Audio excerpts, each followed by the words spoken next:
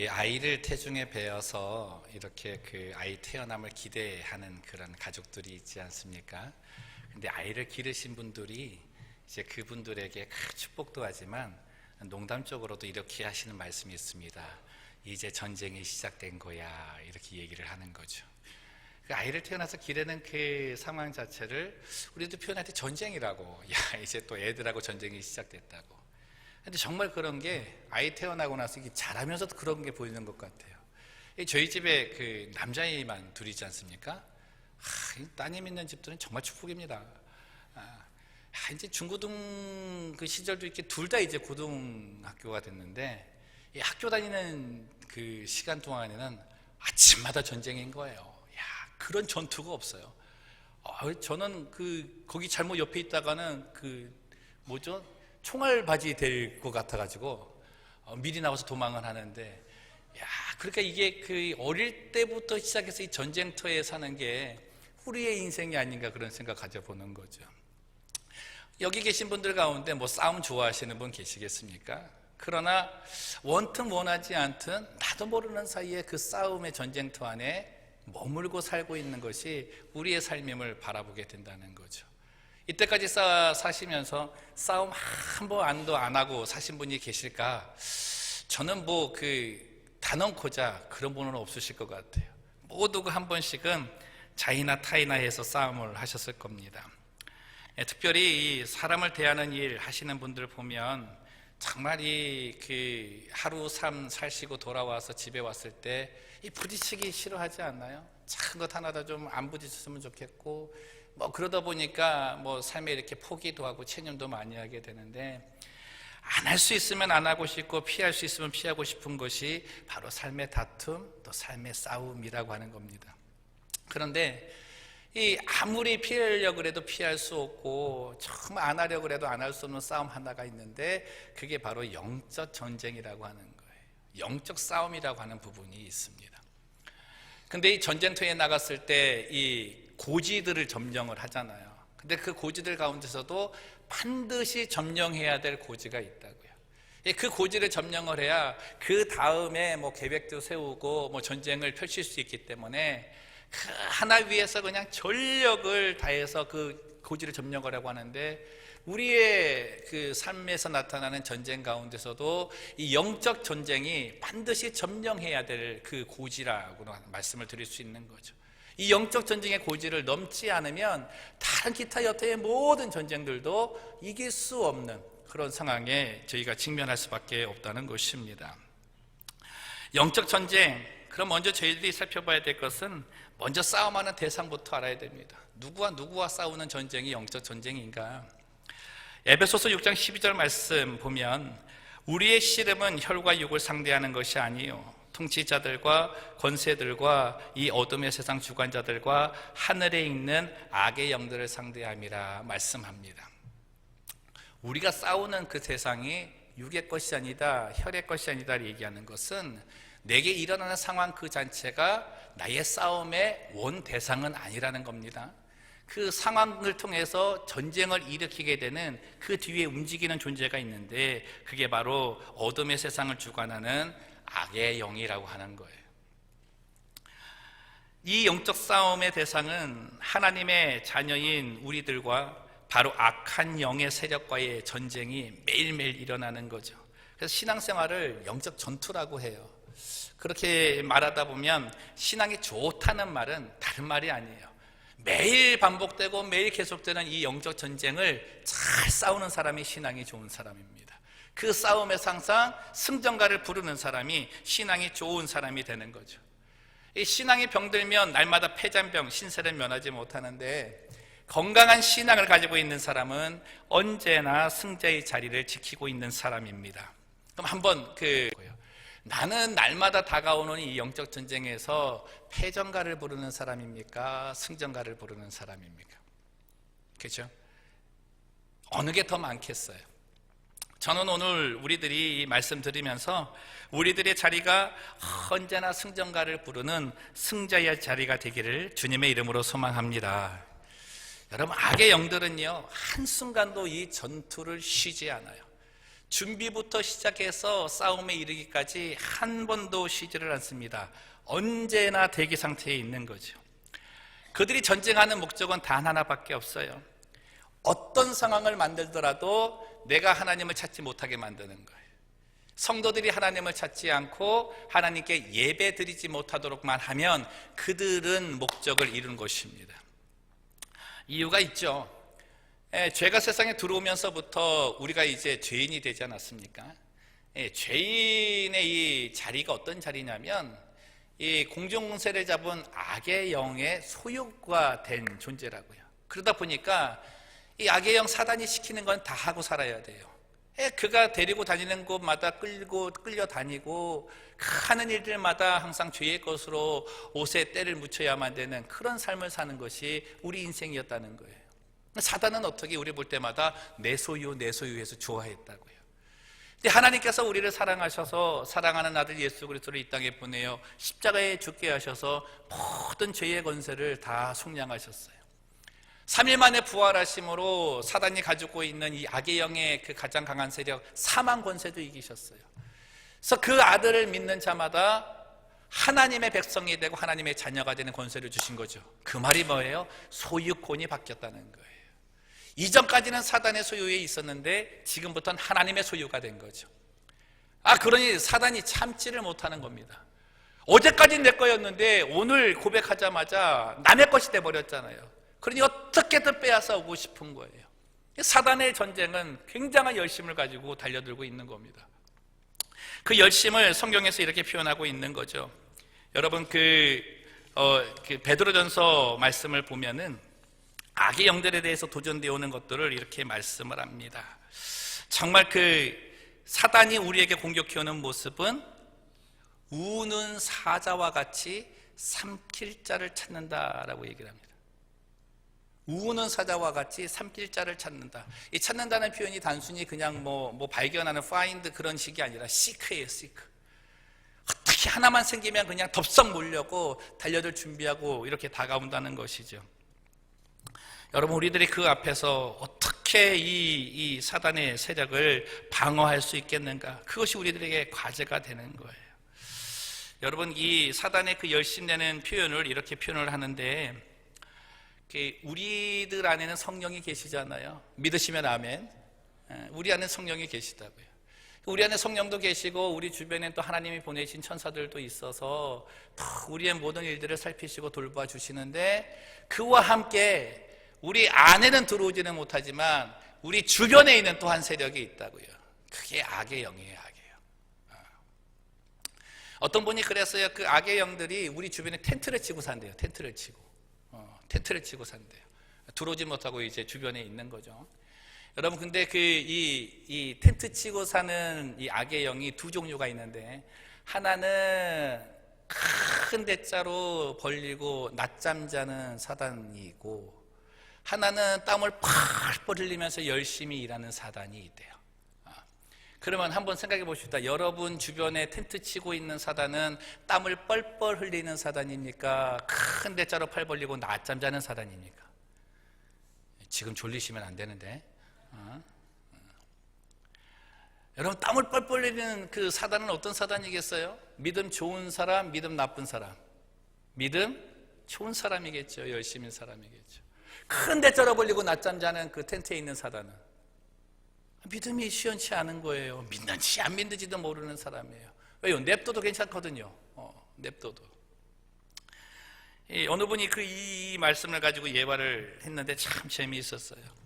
욥기서에 보면은 저 천상에서도 회의가 열리잖아요. 하나님도 오시고 뭐 천사장도 오고 이제 사단도 온단 말이에요. 악의 영인 사단도 이제 자기 그룹 안에서 회의를 하고 오지 않겠습니까? 그러니까 뭐 대장부터 시작해서 쫄자까지 있겠죠.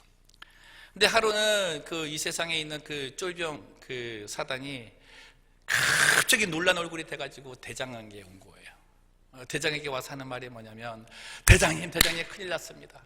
제가 맡고 있는 이 사람이 어제까지는 별일이 없었는데 오늘부터 이 사람이 이상해지기 시작을 했습니다. 그러는 거예요. 그래서 왜 그러냐 그랬더니 이 사람이 그냥 오늘부터 자기 교회에서 뭐 부흥회 같은 걸 하는데 첫날부터 은혜를 받아가지고 뭐 헌신하겠다 그러고 막 갑자기 손 들고 찬양하고 난리가 났다고. 이 일을 어떻게 하면 좋겠냐고 막 그러는 거예요. 사단 대장이 이렇게 딱 생각하다 보니까 야 그러냐고. 그러면서 옆에 블랙리스트 갖고 오라 그러는 거예요. 블랙리스트를 가지고 왔어요. 블랙리스트를 보고 딱 보는데 그 사람 이름이 그러면서 어떻게 해요? 이 쫄병 사단에게 그러는 거예요. 걱정하지 말고 가라. 그 부흥회가 며칠 한다 그러대. 한 4일 정도 한다 그러는 것 같습니다. 4일짜리다. 그 다음부터는 네가 큰 대자로 벌리고 다시 잘 수 있다. 이러고 돌려보내라는. 영전 전쟁에 나서는 사단은 우리의 신앙의 이 상황을 다 알고 있다는 거예요. 내 신앙의 상태를 다 알고 있다는 거예요. 어디가 강한지 어디가 약한지도 다 알고 있다는 겁니다. 그래서 어떻게 해요? 삼킬 그 순간만 찾고 있다는. 또 이렇게 말씀드리면은 또 내 주변에 또 악의 영들이 텐트 치고 있다고 또 두려워할 분이 계실까봐 이 말씀을 또 드려야 되죠. 우리 안에 계시는 성령, 그 성령께서 하시는 일은 우리 주변에 텐트 치고 있는 이 사단의 영이 우리를 해하지 못하도록 항상 막아주시는, 적으로 건강한 사람이 항상 받는 은혜는 사단의 그 모든 도전을 다 막아낼 수 있는 능력을 갖게 된다는 거예요. 염려하거나 두려워할 필요가 없다는 것이죠.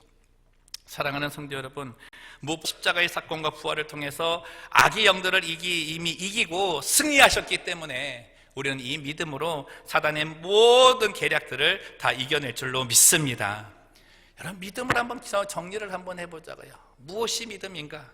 무엇을 믿음? 주님께서 십자가와 부활로 악한 영을 이기고 승리하셨다는 것, 그건 믿는 겁니다. 두 번째, 우리가 이미 악의 영의 지배에서 자유하여서 예수님께 속한 존재가 되었다는 것, 그건 믿는 겁니다. 세 번째, 그런 우리를 하나님이 사랑하셔서 그리고 항상 선한 길로 이끄신다는 것, 그건 믿는 거고요. 마지막으로는 이러한 영적 전투장에서 내가 하나님께 도움을 구할 때마다 지혜와 은혜와 능력을 주신다는 것, 이것을 믿는 것이 우리들이 영적 전쟁터에서 주님을 믿는다. 사랑하는 성도 여러분, 우리 믿는 자들이 붙들어야 될 말씀은 이 말씀입니다. 요한복음 16장 33절 말씀인데요. 이것을 너희에게 이르는 것은 너희로 내 안에서 평안을 누리게 하려 함이라. 세상에서는 너희가 환난을 다 내가 세상을 이기었노라 하였노라. 예수님께서 이미 이기신 전쟁이고 예수님께서 이미 승리를 선포하신 전쟁이기 때문에 우리는 그 전쟁터에 갈 때마다 이 확신을 가지고 가는 것이 중요하다는 거예요. 영적 전쟁의 상황을 보면 항상 이런 부분이 있는 것 같아요. 패하는 사람은 언제나 패하는 습관을 가지고 있고 이기는 사람은 이기는 습관을 가지고 살아요. 패하는 그 습관을 우리가 그 패배주의라고 말하는데 언제나 자기 연민에 빠져서 이런 얘기하는 거죠. 나는 믿음이 약해서 안 돼. 또 넘어졌네. 해도 안 되는구나. 포기하는 거예요. 그리고 다시 일어날 그 의욕이나 이런 것도 다 내어버리고 그러고 사는 겁니다.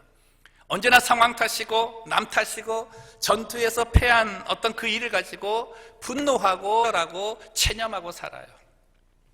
그러면서 어떡합니까? 이것들이 깊어지면 깊어질수록 다른 곳에서 뭘 찾다 보니까 멈출 수 없는 중독에 빠지는 거죠. 여러분들 이 영적 전쟁에서 가장 무서운 중독이 뭔지 아세요? 체념하는 거예요. 체념하는 거. 삶을 체념하는 거. 귀찮아하고 체념하고 안 했으면 좋겠다고 하는 거입니다. 이기는 버릇은 다른 게 아니에요. 마음속 안에서 정말 이 확신을 가지고 이렇게 외치는 겁니다. 나는 이길 수 있다. 나는 반드시 이긴다. 그 성령의 도우심이 있고 예수님이 이기셨기 때문에 나는 반드시 이길 수 있다. 이것을 고백하면서 그는 언제나 승자의 자리에 있다는 겁니다. 한번 해봅시다. 예수님의 이김으로 나는 반드시 이긴다. 나는 반드시 이긴다. 선포하고 사시는 거예요. 옆분하고 인사하세요. 당신은 반드시 이기십니다. 부부싸움에서 서로 그렇게 하지 마시고 영적인 전쟁에서 반드시 이기시고요. 여러분, 이 승리의 외침은 그냥 오는 게 아니에요. 예수님께서 싸우신 그 승리를 할 때 참 전쟁은 이기 계속되거든요. 이거를 위해서 저희들이 해야 될 것이 경계라고 하는 겁니다.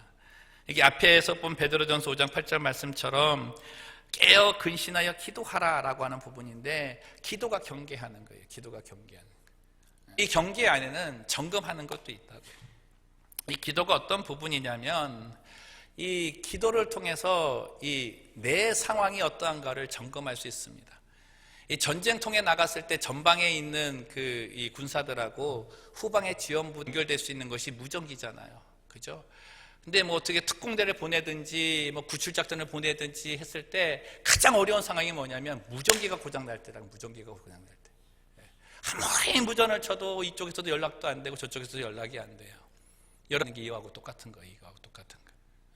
기도 생활이 망가지면 어떻게 해요? 내 상황을 알릴 수도 없고 도와주려고 했는데 어디 있는지도 모르고 무슨 상황인지도 모르는 그런 상황이 되는 거죠. 기도의 무전기 먼저 점검하는 성도들 되시기를 바랍니다. 그래서 도움 구할 수 있는 가장 큰 도구가 될 수 있어요. 두 번째 경계하는 건 뭐예요? 후방에서 도와줄 수 있는 모든 것들을 알게 된다는 거예요. 알게 된다는 거예요. 사단의 계략은 정말 간교합니다. 우리의 모든 부분을 알기 때문에 우리는 도저히 이길 수가 없어요. 이 어떤 계략들로 오는가 한번 보시자고요. 이게 있다면 나는 영적 전쟁터에 지금 있는 거예요. 첫째, 이 사단 악의 영은 우는 사자와 같이 큰 일을 터뜨려 가지고 두려움과 염려가 가득한 일들이 생기게 만들어요. 두려움 속에 휩싸이게 된다는 거죠. 그러다 보니까 하나님이 잘 안 보이는 거예요. 두 번째, 우리를 죄책감, 버림받은 영, 실패, 좌절, 상처에 눌리도록 만들어가지고 영적인 힘을 상실하게 해요. 세 번째, 육체적 쾌락을 쫓도록 만들고 그것을 합리화하게 만들어서 그곳에 머물게 만들어요. 네 번째, 일상적인 일들을 마고 현실을 바쁘게 만들어서 신앙생활로부터 멀어지게 만들어요. 바빠가지고 예배드리지 못하는 그런 부분도 있죠. 요즘에 사단의 방법이 뭐예요? 바쁘게 만든다, 바쁘게 만든다. 다섯 번째, 교회에 비판적이도록 만들어가지고 신앙생활에 기쁨 갖지 못하고 오히려 짜증나게 만들어요. 교회 가는 게 막 짜증나요, 귀찮아요. 여섯 번째, 말씀이 아닌 신비적인 체험에 열심을 갖게 해서 그릇된 신앙생활을 갖도록 만듭니다. 이게 이 사단이 우리에게 도전되어 오는 이 계략들이라는 거죠. 근데 악의 영들의 이 계략은 항상 뭐라 그랬습니까? 나의 약한 부분만을 건드린다고요. 가장 약한 부분만을 가지고 그것을 던져놔요. 그 약한 부분이 우리들에게 남겨져 있는 죄성이라고 하는 겁니다. 바울은 오늘 본문에서 이 죄성에 대해서 말씀하는 거예요.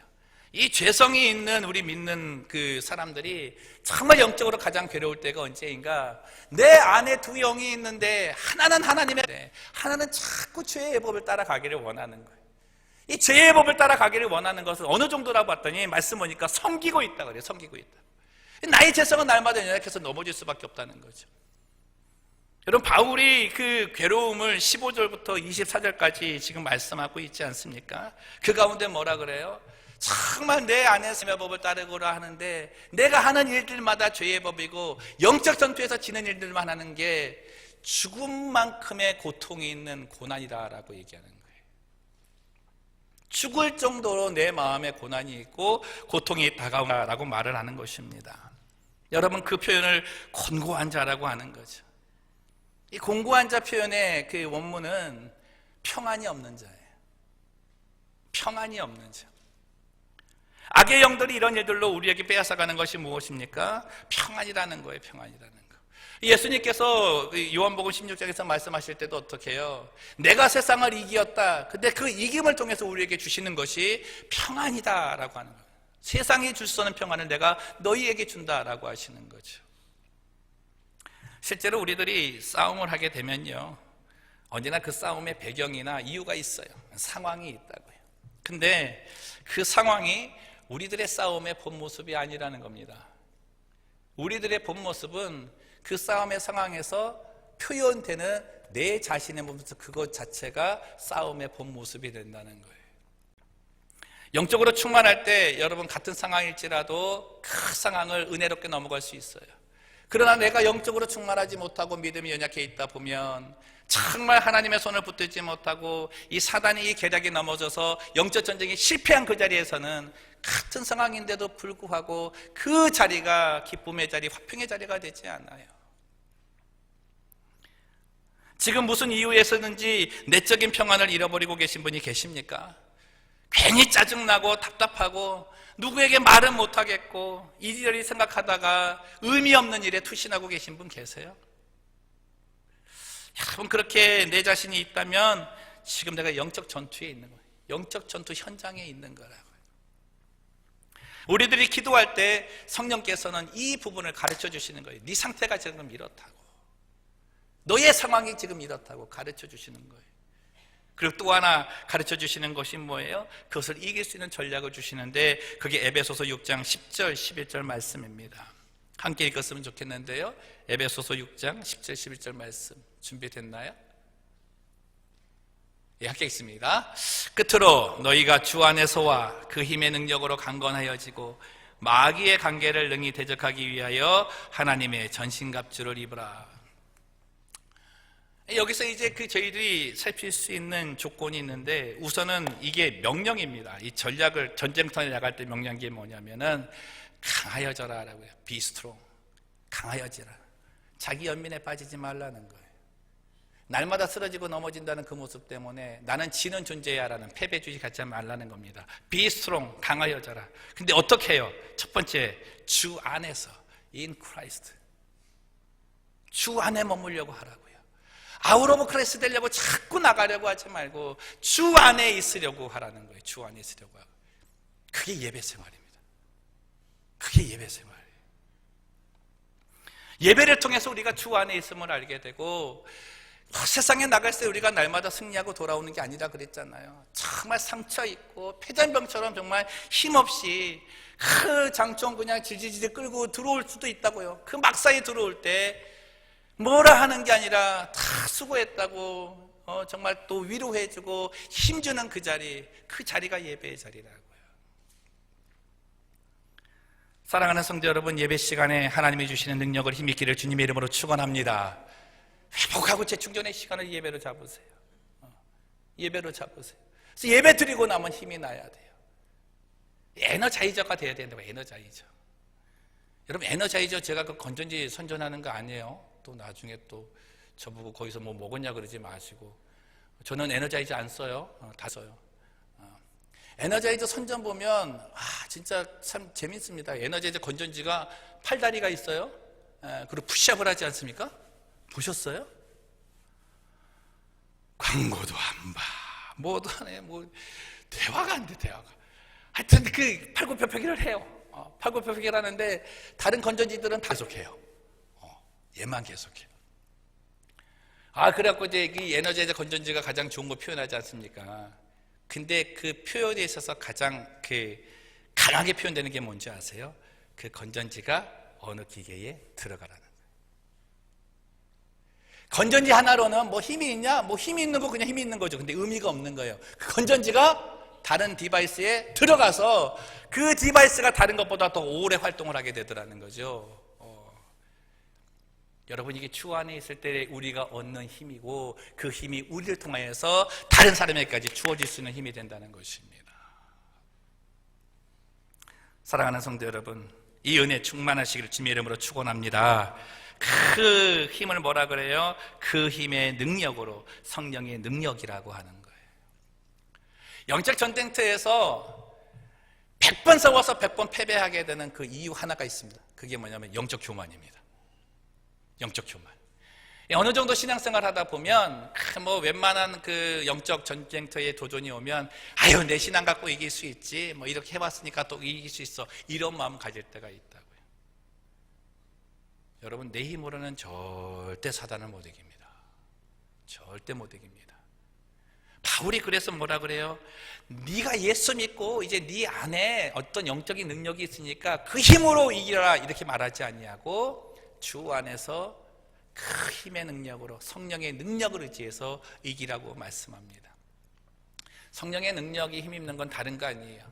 말씀을 통해서 내게 주어지는 것에 대해 내가 응답받고 그 응답대로 순종하는 겁니다. 그게 내 삶에 주의 능력이 임하는 거예요. 그게 뭐냐면 말씀이 서라면 서고 말씀이 가라면 가는 거예요. 제가 미국에 와서 경찰을 무서워합니다. 죄도 안 지었는데 이 한국에서는 경찰이 굉장히 좋지 않습니까? 이 아이콘도 굉장히 이쁘게 생겼어요, 경찰이. 근데 미국은 예전에 저 동부에 있을 때, 버지니아 살 때 이제 한 4시간 거리, 하루에 4시간 거리 이제 사역하러 간 적이 있었어요. 근데 가는 데만 4시간이고 주일 예배 드리고 이제 4시간 오는 거죠. 한 1년 동안 그렇게 하는데 오는 때가 이제 밤이지 않습니까? 밤에 뭐 어떻게 하다가 잘못해갖고 제가 속도가 이제 올라간 거예요. 이제 티켓을 끊게 된 거죠. 또 달려오면 그냥 조용히 달려오지 막 삐뽀 삐뽀 막 이러고 오는데 막 가슴이 막 벌렁거리는 거예요. 막 그 순간에 막 벌렁벌렁거려가지고 티켓을 먹었어요. 그날 저녁에 뭐 또 다른 티켓의 그 후유증이 좀 있지 않습니까? 뭐 그것도 당했어요. 그러고 나서 그때가 트라우마가 돼가지고 경찰차만 보면 지금도 벌렁거리는 거예요. 앞에 보이든 옆에 보이든 뒤에 보이든 나타나기만 하면 벌렁거리는 거예요. 그러다 언젠가 이렇게 여기 사거리에서 이렇게 십자로에서 이렇게 있는데 신호등이 꺼지고 또 무슨 사고가 났나 봐요. 교통경찰이 가운데서 막 교통 지도를 하고 있었어요. 근데 어떻게 이제 제가 또 이렇게 제일 앞에 서는 차가 돼가지고 이렇게 가는데 정지선은 저만큼 있었거든요. 그 사거리에 저만큼 있었는데 저는 진짜 한 4대 정도 되는 거리에 이렇게 있었어요. 그랬더니 경찰이 갑자기 저를 보고 스탑! 그러는 거예요. 그래갖고 또 이제 벌렁거리는 가슴으로 쓰지 않았습니까? 근데 내 생각에 여기 있으면 또 나중에 출발할 때 좀 늦을 것 같아가지고 저기가 정지선이잖아요. 또 스물스물 또 기어갔어요. 이렇게 스물스물 브레이크 놓았다가 밟았다가 브레이크 놓았다가 경찰이 보면은 밟았다가 안 보면 놓고 해서 이렇게 해서 한 4바퀴쯤 가는데 경찰이 딱 걸렸어요. 거의 뭐 무궁화 꽃이 피었습니다의 그 기분이었어요. 그래가지고 하는데 갑자기 스탑 하더니 막 오는 거예요. 막 와갖고 핸들을 붙잡고 이제 막 생각나는 거죠. 경찰이 오면 절대 핸들에서 손 떼지 말고 밑을 쳐다보지 말고 뭐 별 생각이 다 나는 거죠. 창문을 내리래요. 내렸어요. 이렇게 쳐다봤어요. 와이 그랬죠. 당해봐. 이게 남 이야기가 아니라니까 이게. 근데 하는 말이 뭐냐면 stop means stop. 그 말하는 거예요.